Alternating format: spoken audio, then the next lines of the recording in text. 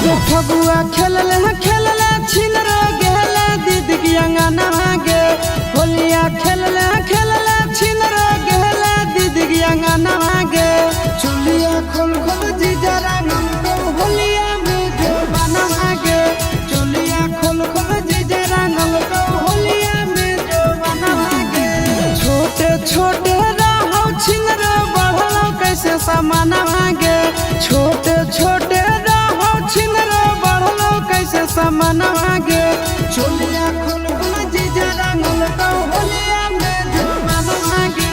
चुलिया खोल खोल जीजा रंगल को होलिया में जो बना गे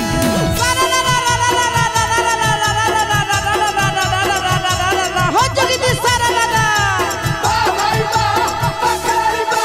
हो तो बियाह जाई भी ससुर हो तो बियाह जाई भी ससुर दे देले पहले किले तो भतार बोला होय रे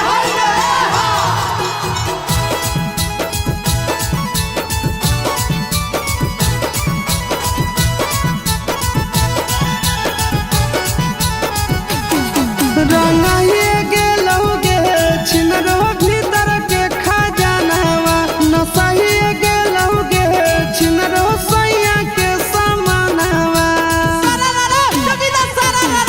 रंगाइए गेलौ गे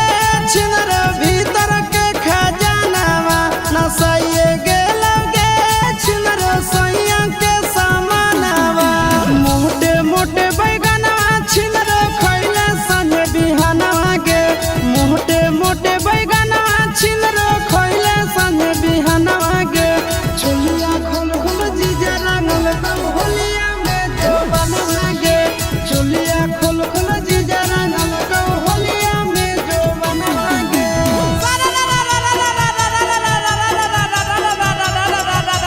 हो जगदीश सारा दादा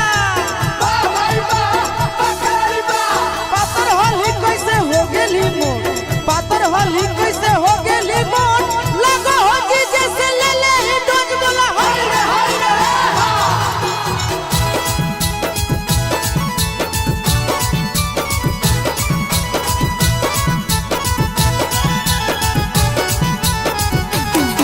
छुआइए दिल कहू गे छिनरो जीजा पीछा करिया